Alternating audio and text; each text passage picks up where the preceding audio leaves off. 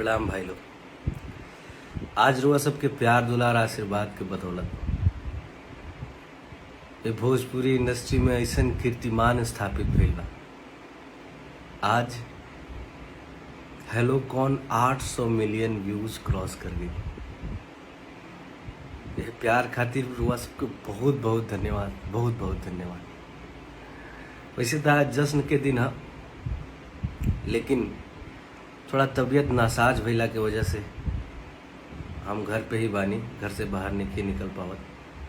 हमें जैसे बड़ भाई आशीष वर्मा जी के, स्नेह उपाध्याय जी के, सोनू वर्मा जी के, आशीष यादव जी के और पूरा टीम के, हेलो कौन के पूरा टीम के बहुत बहुत धन्यवाद देता नहीं और बहुत बहुत बधाई देता नहीं।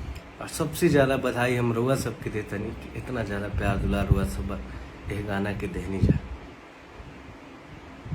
तबीयतें खराब भइला के वजह से थोड़ा सा हमार बोल बम में लेट होता, कांवर गीत में।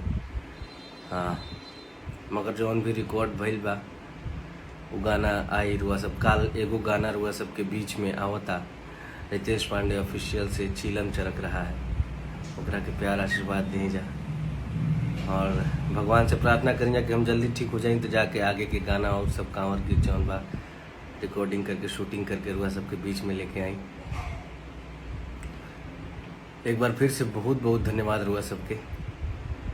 और हम रुआ सबसे रिक्वेस्ट करब कि ऐसे ही प्यार दुलार एक बारी और झोंकी जा आ हेलो कौन की 1000 मिलियन तक लेके जाए जा, ताकि भरी हमनी के जाके सीना ठोक के कह सकी जा कि हमनी के भोजपुरियो इंडस्ट्री में 1 बिलियन के एगो गाना बाटे।